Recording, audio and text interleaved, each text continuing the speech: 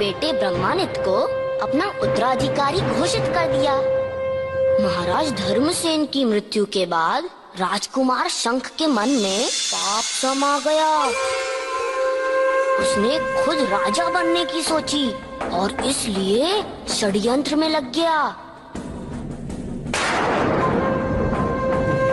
ध्यान से सुनो, आज की रात ही हम अपनी योजना पर अमल करेंगे।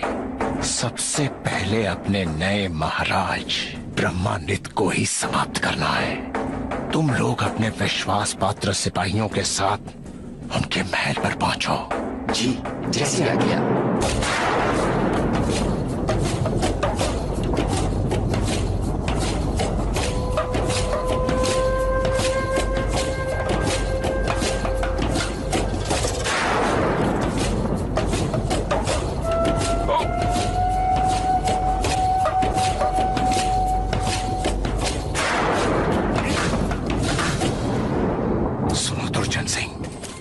जैसे ही महाराज ब्रह्मानित्र का काम तमाम हो, वैसे ही हमारे बाकी के भाइयों को भी तुरंत बंदी बना लिया जाए। और ध्यान रहे, कोई भी भागने न पाए। राजकुमारों की जान खतरे में है, मुझे कुछ करना होगा।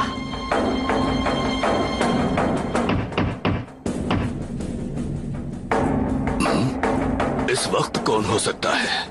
महाराज, मैं हूँ आपका छोटा भाई शंख। शंख? इस समय जरूर कोई खास बात होगी। दरवाजा खोलो।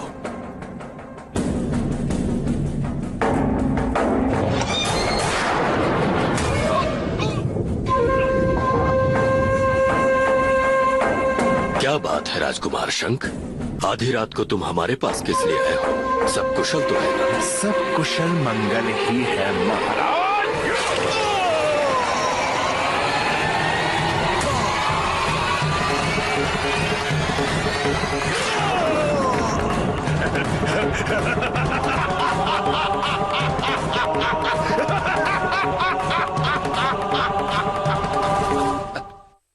एक वफादार सैनिक की सजगता के कारण समय रहते ही वहाँ से पांचों भाई भाग गए।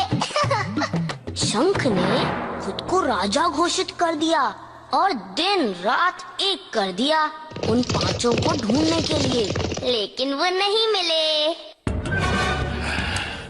कहाँ जा सकते हैं वो? क्या जमीन खा गई या आसमान निकल गया उन लोगों को? हमें भी इसी बात का आश्चर्य है महाराज। गुप्तचरों और सैनिकों ने उन्हें हर जगह ढूंढा, परंतु उनका पता नहीं चला महाराज। मैं कुछ नहीं सुनना चाहता। सेनापति पर्वत सिंह, जाओ, जाकर ढूंढो उन्हें। महामंत्री दुर्जन सिंह, लगान वसूली की क्या स्थिति है? इस काम के लिए मैंने 10 टोलियों को नियुक्त किया है और राज्य के अलग अलग गांवों में भेज भी दिया है।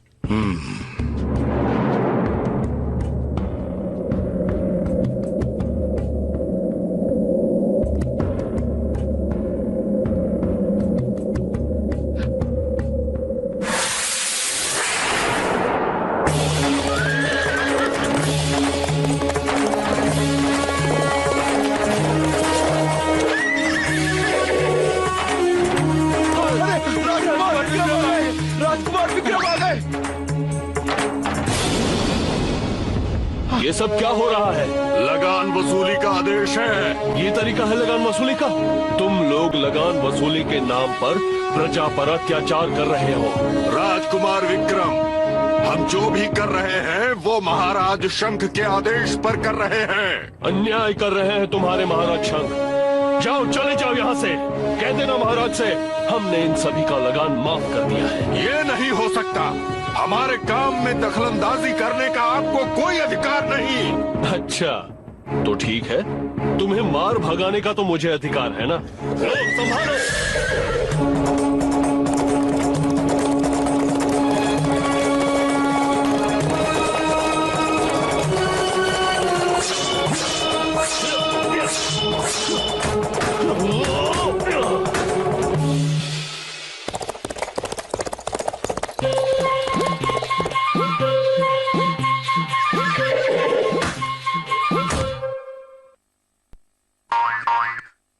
राजकुमार विक्रम!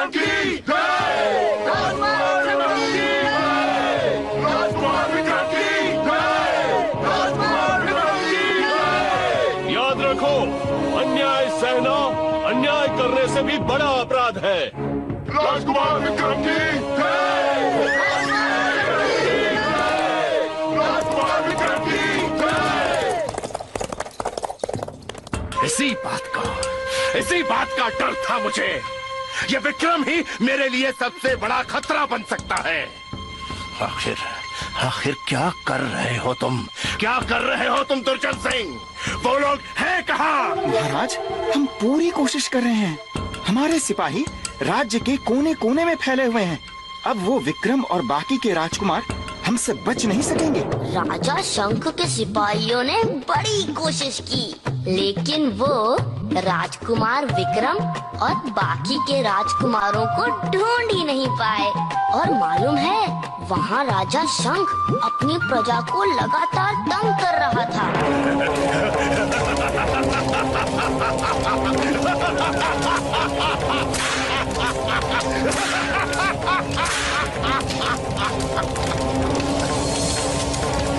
अक्सर राजकुमार विक्रम प्रजा की मदद करने पहुंच जाते थे।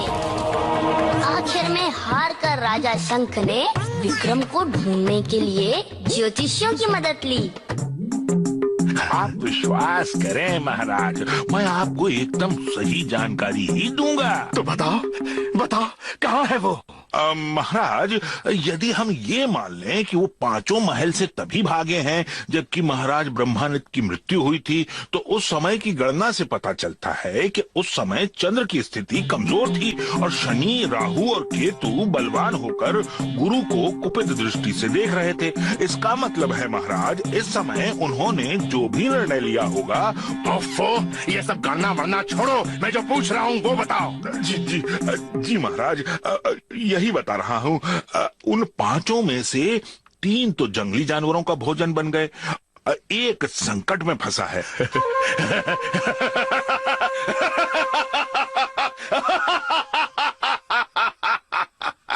और पांचवा क्या?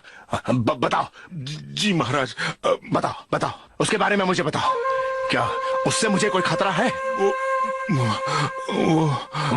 क्या कर रहे हो? बोलो। महाराज, जीवन दान मिले तो। हाँ, निडर होकर कहो। हाँ महाराज, वो पांचवा राजकुमार वो अपने बल और बुद्धि से इस पूरे साम्राज्य पर कब्जा कर सकता है। बस, वो क्या कर सकता है ये हम नहीं जानना चाहते हैं। वो इस समय कहाँ है और क्या कर रहा है ये बताओ। जी महाराज, वो ये राहु गया उधर तो उर्दू, और ये शनि और ये मंगल तो। हाँ महाराज, राज्य के उत्तर दिशा में जो घना जंगल है, ओम ह्रीं क्लीं चामुंडाय विच्चे नमः। हे माँ भद्रकाली, मुझे शक्ति दो कि मैं आज इस परीक्षा में उत्तीर्ण हो सकूं। इन 7 घड़ों को काटकर इनके पानी में गिरने से पहले इस तीर पर गर्दन रख सकूं। हे माँ भद्रकाली, मुझे शक्ति दो माँ भद्रकाली, शक्ति दो। जय माँ भद्रकाली।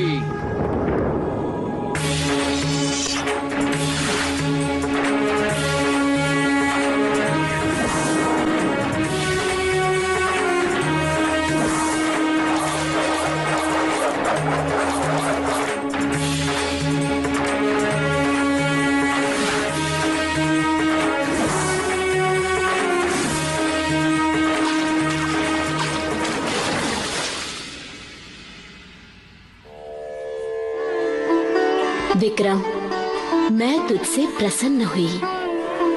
तू सदैव विजयी रहे।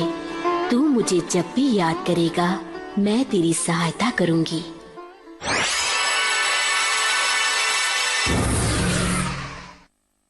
जय माँ भद्रकाली।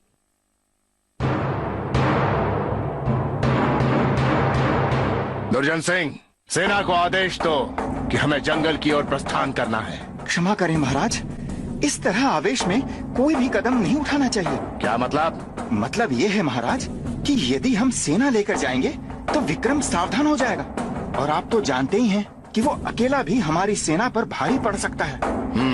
तो फिर तुम्हारी क्या सलाह है? मेरी राय में महाराज, विक्रम को मारने के लिए हमें योजनाबद्ध तरीके से काम करना चाहिए। कैसे? सुनिए,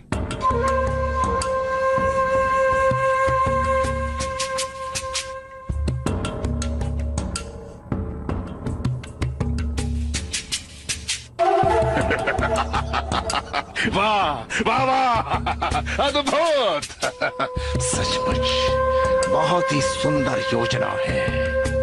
चलो विक्रम के पास चलने की तैयारी करो।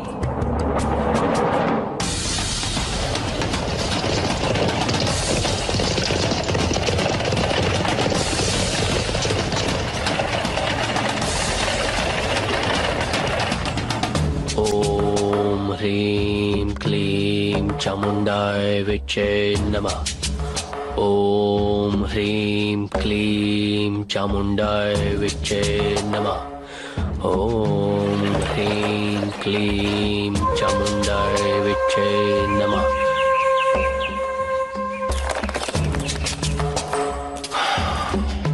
कहो भाई शंख, किस लिए आए हो? मेरे प्राण लेने? मुझे माफ कर दो, मुझे माफ कर दो भाई विक्रम। मुझसे बहुत बड़ी गलती हो गई। राजा बनने की लालच ने मुझे अंधा कर दिया था। अपने किए पर यदि तुम्हें सचमुच अफसोस है तो मैं तुम्हें माफ करता हूँ। नहीं नहीं, ऐसे नहीं, ऐसे नहीं। जब तक तुम महल में मेरे साथ वापस नहीं चलोगे तब तक मुझे विश्वास नहीं होगा कि तुमने मुझे माफ कर दिया। परंतु मुझे परंतु कुछ नहीं, मैं कुछ नहीं सुनना चाहता। यदि तुम मेरे साथ वापस नहीं चले तो मैं यही रहूंगा तुम्हारे साथ, माँ भद्रकाली के चरणों में। अच्छा ठीक है, चलो चलता हूँ। हाँ हाँ हाँ, चलो चलो चलो।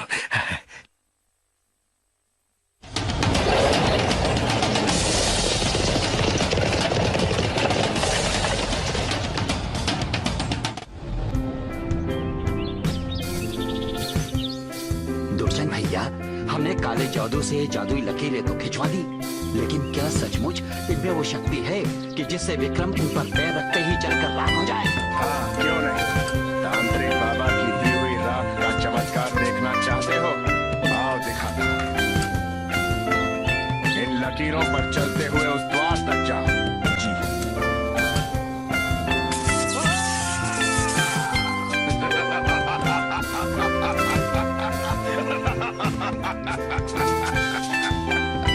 अब स्नान करके विक्रम आता ही होगा। अलग कर दो इसे।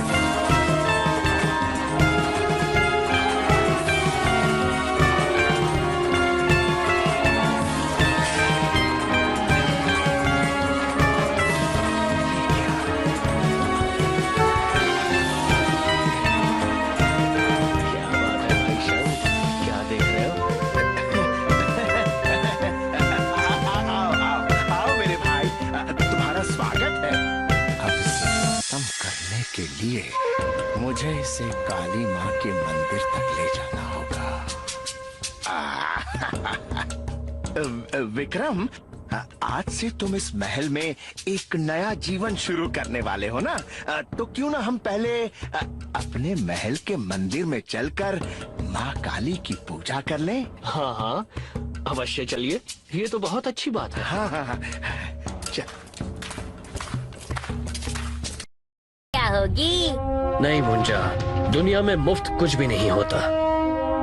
मोल तो हर चीज का चुकाना पड़ता है। वैसे जो कोई भी ये दानवीर कर्ण बना हुआ है, दिन में तो ये मंदिर में धन नहीं रखता होगा, वरना कोई ना कोई उससे जरूर देख ही लेता। तो अवश्य ही वो रात को छुप कर आता होगा। तो क्यों ना आज रात को घात लगाई जाए। चलो।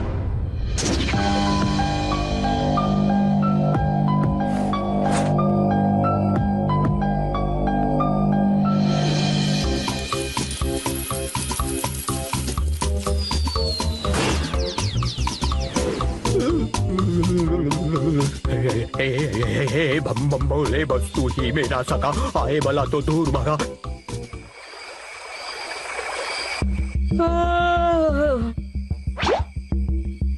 महाराज, लगता है आज वो नहीं आने वाला। चलिए महल वापस चलते हैं। नहीं मुंजा, थोड़ा वक्त और इंतजार करते हैं, शायद वो आ जाए।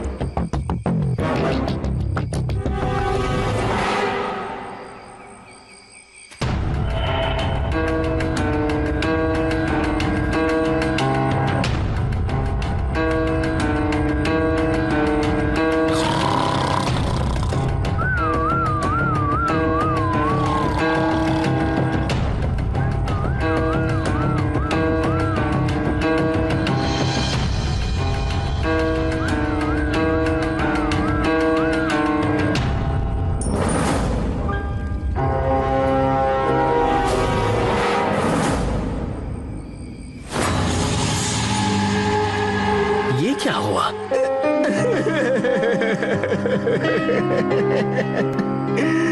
वही जो बुरी लत वाले के साथ होता है।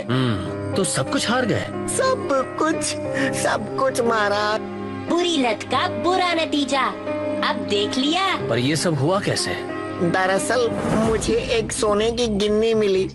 एक दिन चमत्कार हुआ और वो मुझे मिली। कौन? सोने की गिन्नी? नहीं, अप्सरा। अप्सरा? अभी तो तुमने सोने की गिन्नी कहा, अप्सरा कहाँ से आई? पता नहीं, लेकिन जादुई थी। कौन? अप्सरा? अरे नहीं, वो सोने की गिन्नी जो अप्सरा ने मुझे दी थी, लेकिन फिर वो चली गई। अप्सरा चली गई? नहीं, सोने की गिन्नी चली गई। रुको, और तुम भी मुंजा, अब साफ साफ बताओ कि क्या हुआ।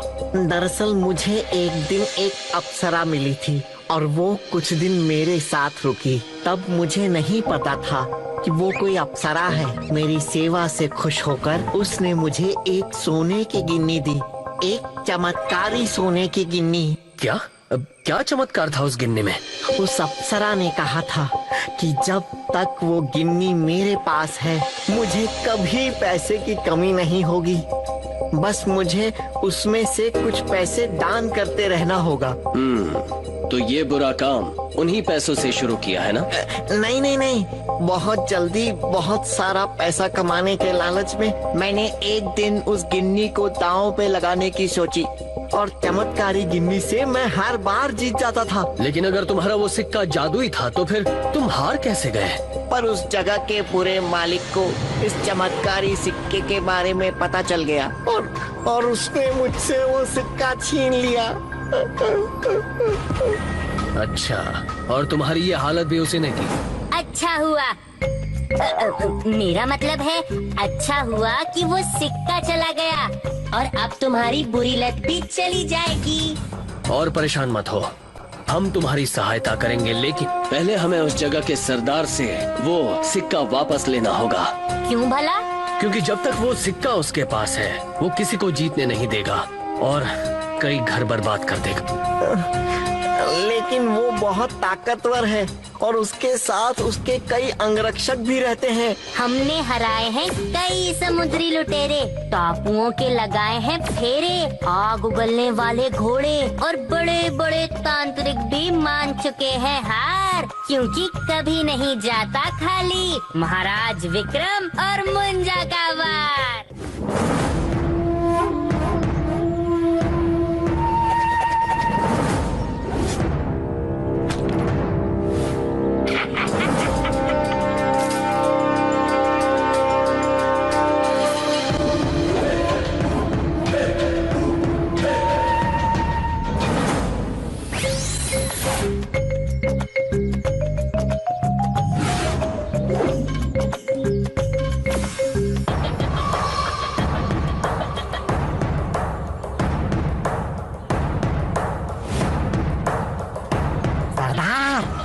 कोई धन्ना सेठ आया है काफी धन लेकर।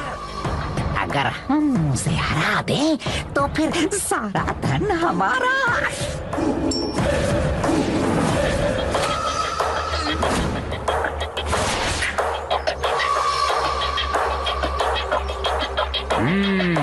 तो भाग्य परखना चाहते हो अपना? ठीक है, लेकिन मेरे पास बहुत वक्त नहीं है। लगाओ, कितना धन लगाओगे पहली बार में?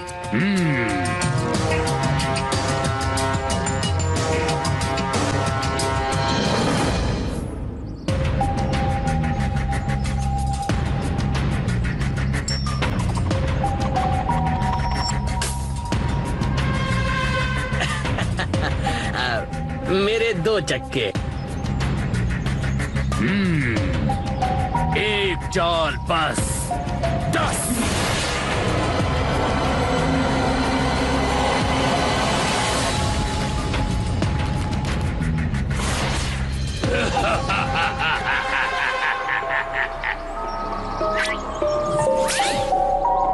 बारह 12 अपना हुआ ये धन सारा। 12 तू तो सब कुछ हारा।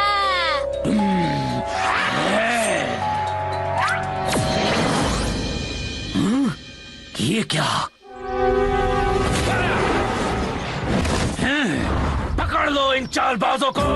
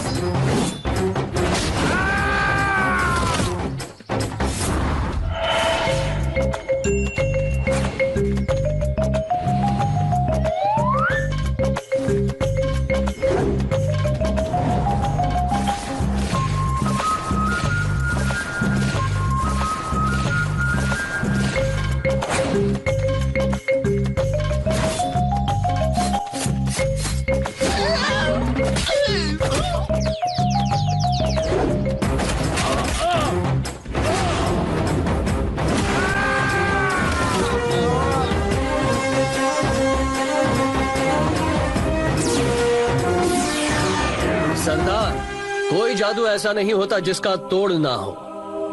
और अगर जादू का इस्तेमाल करना ही है तो किसी के भले के लिए करो। अकस्मात धन हमेशा अपने साथ मुसीबत ही लेकर आता है। मेहनत करो, वही जीवन सबसे अच्छा है। जब नया जीवन शुरू करना ही है तो उसकी एक एक पाई मेहनत की ही होगी। आपका मार्गदर्शन ही काफी है हमारे लिए। अंत भला तो सब भला, लेकिन आप भी याद रखना, कर्म करो और श्रम करो, फिर अपनी किस्मत बदलने के लिए किसी अप्सरा या गिन्नी की जरूरत नहीं पड़ेगी। क्या समझे? हाँ?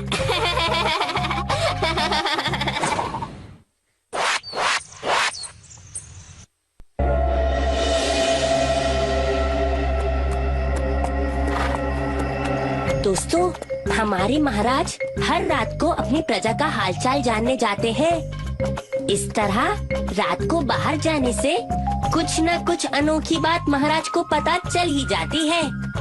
जैसे आज रात को एक अनोखी घटना घटने वाली है। अरे धीरज रखिए, आपको भी वो अनोखी घटना दिखाऊंगा। अरे भाई, जब देखोगे तभी तो जानोगे, और जब जानोगे तभी तो समझोगे ना।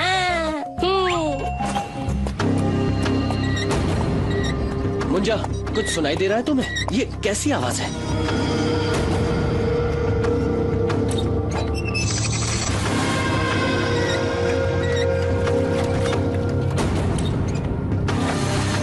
महाराज, ये क्या चक्कर है?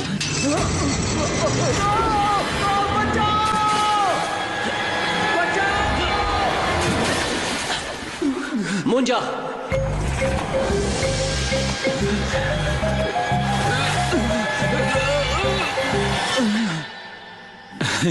धन्यवाद महाराज। ब्राह्मण देव, इतनी रात को आप इस कुएं से पानी क्यों निकाल रहे हैं? महाराज, मेरे पास समय नहीं है। मुझे रात समाप्त होने से पहले इस कुएं का सारा पानी निकालकर इसे खाली करना होगा। क्यों? ऐसी क्या मुसीबत आ गई? हमारी शादी को 10 साल हो गए हैं, लेकिन हमारी कोई संतान नहीं हुई। कुछ दिनों पहले मैंने एक सपना देखा कि यहाँ से 100 कोस दूर एक समुद्री द्वीप पर एक स्वर्ण कमल है, जिसे सूंघने पर संतान प्राप्ति होती है। जब मैं वहाँ गया तो वहाँ उस कमल की रक्षा के लिए तैनात 2 राक्षसों ने मुझसे कहा कि अगर मैं एक रात में इस कुएं को खाली कर दूं और उसमें से शंख निकाल पाऊं तो वो मुझे वो स्वर्ण कमल दे देंगे। ये तो समझो हो ही गया। ब्राह्मण देव, राजा का कर्तव्य होता है प्रजा के सुख दुख में उसका साथ देना। मैं इस कुएं से शंख निकालूंगा और आपके लिए वो जादुई स्वर्ण कमल भी ले आऊंगा।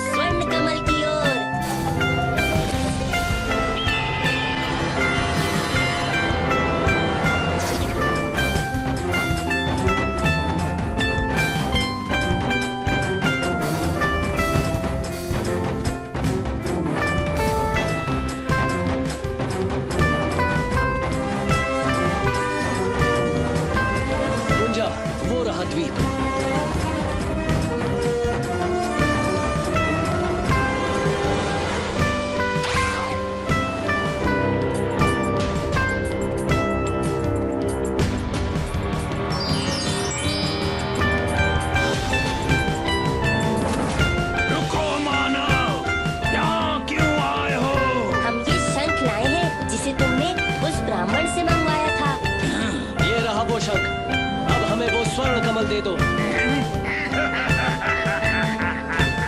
ये भी खूब रही। शर्त ब्राह्मण के लिए थी और स्वर्ण कमल तुम्हें दो, ये तो गलत बात है। तो फिर तुम लोग क्या चाहते हो? अब हुई ना काम की बात, तो तुम्हें यहाँ से 200 कोस